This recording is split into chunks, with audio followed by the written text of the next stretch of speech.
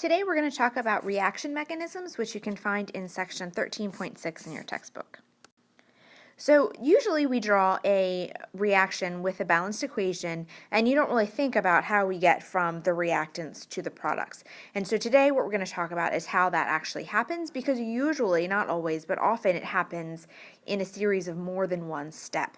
And so the reaction mechanism shows us each of the individual steps in order for the reaction to happen. And each of these steps in our reaction mechanism is called an elementary step. All right, each of these steps can't be broken down into smaller steps. That's as simple as it gets. Okay, and then within our reaction mechanism, sometimes we have reaction intermediates, and those are things that appear during the course of the reaction, but are neither reactants nor products. And so in the case I've shown here, HI is here and then it's used up again there. So it's part of the reaction, but it doesn't actually appear in our balanced equation for the overall reaction. Right, so the reaction order for each reactant can be determined from an elementary step just by inspection. So I told you before that in order to determine reaction order, you had to have experimental data. But it also turns out that if you know what the elementary steps are, you can also determine the reaction order from that. So the rate determining step in a reaction is the one that determines how fast it can actually go, and that step is always going to be the slowest of the steps. So if you have 3 steps in your reaction, one of them is going to happen slower than the other 2, and that will be your rate determining step. Once you know which step is your rate determining step, you can use that to determine your rate law. So if the elementary step that is rate determining just has one of a particular reactant in it, then that will be a first order reaction. If it has 2, then it would be second order, and so on. So some examples are shown here in this table. So if you just have A going to products, then that's just one reactant, and so the rate law for that would just be rate equals K times the concentration of A. If you have something more complicated like A plus B plus C, each of those appears one time in the elementary step that's rate determining, and so your rate would be K times the concentration of A times concentration of B times the concentration of C. Okay, so that is how, and we'll do some examples that will help you understand how we come to that rate law. So in order for a mechanism to be validated, we have to meet 2 conditions. The first is that the elementary steps in the mechanism must sum to the overall reaction. So when you add up each of the elementary steps, you have to get your balanced equation for your overall reaction. And the second is that the rate law predicted by a mechanism must be consistent with the experimentally observed rate law. So you can't determine experimentally that the reaction is first order in A, but then say that the mechanism uses a rate determining step which makes it first order in A. So those 2 things have to be consistent with each other in order for the mechanism to be correct. So now let's do an example. Is the mechanism below consistent with the experimentally measured rate law? Rate equals K times the concentration of NO2 squared. So our overall reaction is NO2 gas plus CO gas goes to NO gas plus CO2 gas. Right, so the proposed mechanism that we have here is 2 steps. The first one is slow, so that's going to be our rate determining step, and the second one is fast. So the first thing we need to check is, do these 2 elementary steps add up to our overall reaction? And they do, so that's good. And then the second is, are they consistent with the experimentally determined rate law? And so in order to do that, we need to look at the slow step. So we have NO2 plus NO2 as our reactants, which means that our rate is going to be equal to K times the concentration of NO2 squared. Okay? And so that is the same as the experimentally determined rate law. So we can say that we don't know for sure if this is the mechanism, but we can say that this mechanism is consistent with the experimental data. Okay, and now I just want to take a look at energy diagrams if we have 2 reactions or 2 steps in our reaction, and each elementary step is going to be a separate hump to get over in the energy diagram. And so what we have here are the we start with the reactants, we go to products. You can see this is an exothermic reaction. We gain energy when the reaction happens. And you can see that in the first step, the hump is taller than in the second step. So the activation energy for the first one is bigger, which makes sense because that's our slow step. Okay, and then at the top here, this is where our transition state occurs, and that's that really high energy state that we have to go through in order for the reaction to happen. And there would be a separate transition state at the top of the energy barrier for the second reaction as well. It's not drawn, but there's also one there. So now let's do an example where we have a fast initial step. So in this case, our rate determining step is the second equation here in our mechanism, our proposed mechanism.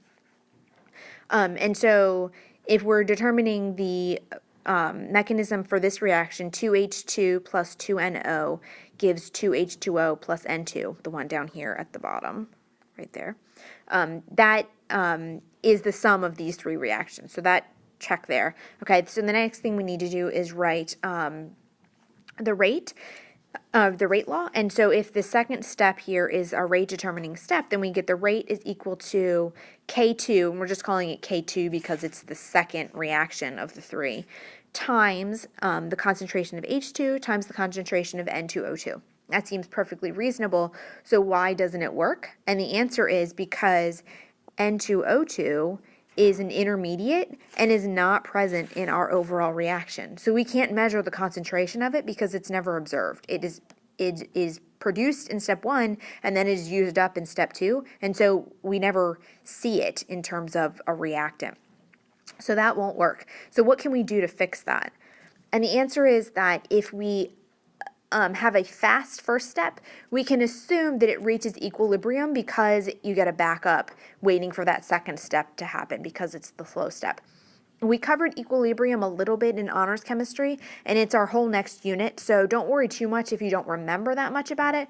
But when a system reaches equilibrium, it just means that the forward rate is equal to the reverse rate. So the concentrations aren't changing, but the rates are, because the rates are the same. So it's producing products and reactants both just at the same rate.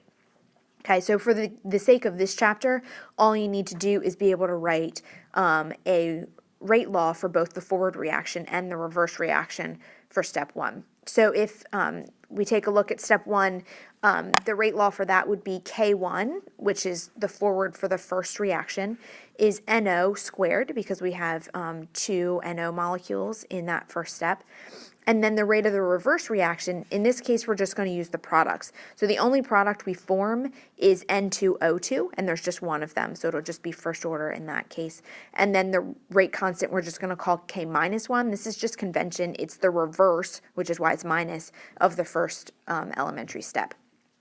So if we assume that the forward and the reverse rate are equal, then we can set these two things equal to each other. So we get K1 times the concentration of NO squared equals K minus 1 times the concentration of N2O2.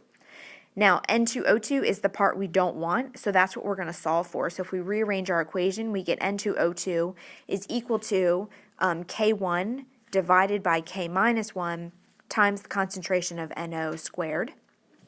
Okay, and then we can substitute that value into the rate law we just wrote.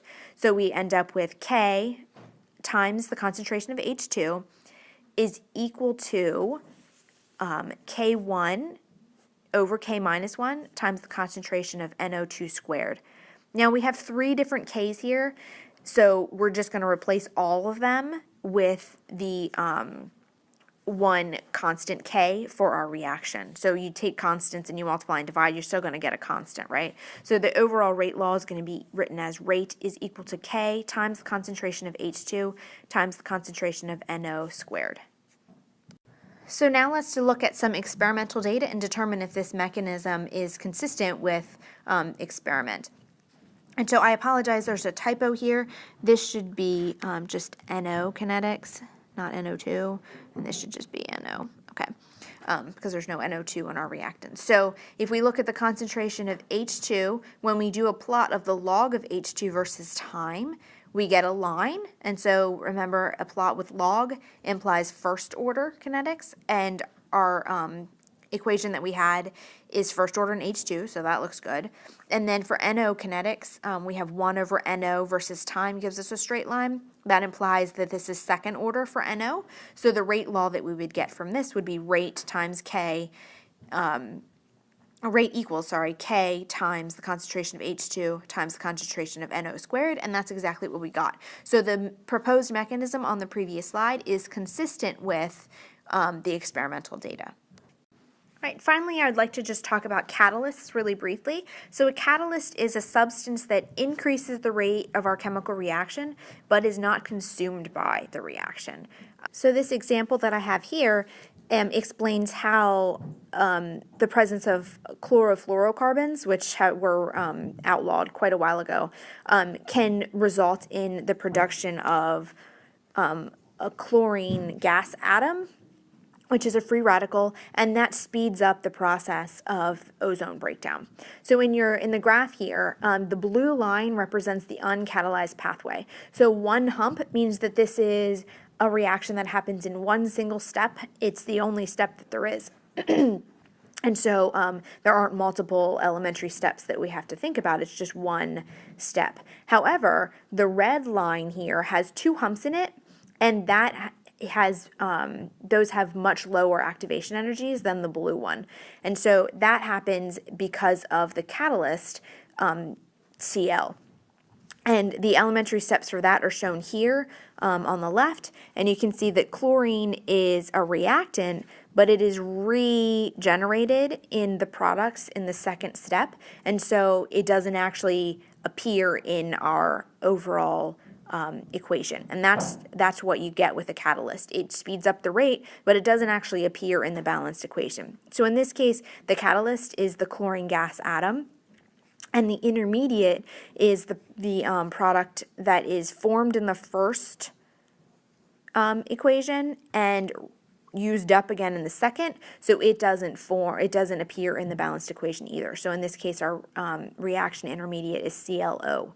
So those two things look very similar, but you should know the difference between them. You should be able to recognize, just looking at the elementary steps, which thing would be a catalyst and which thing would be a reaction intermediate.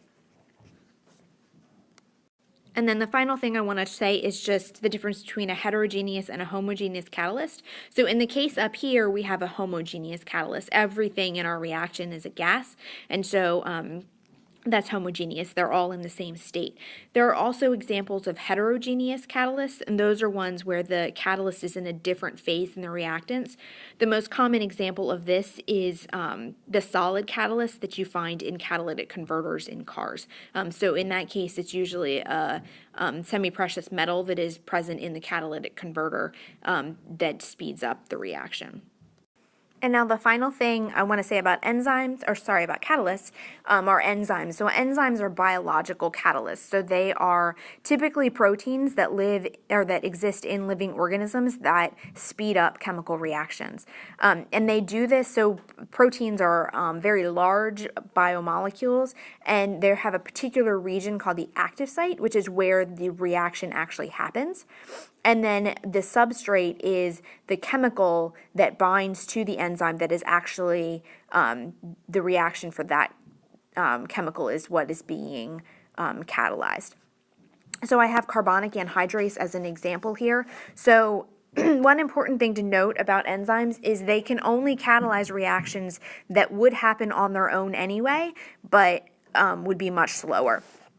So here we have carbonic acid, and carbonic acid will break down into CO2 and water on its own. It's just rather slow at it. So if we introduce it in the cell to an enzyme called carbonic anhydrase, and enzymes almost always end with this ACE, which tells you that it's an enzyme.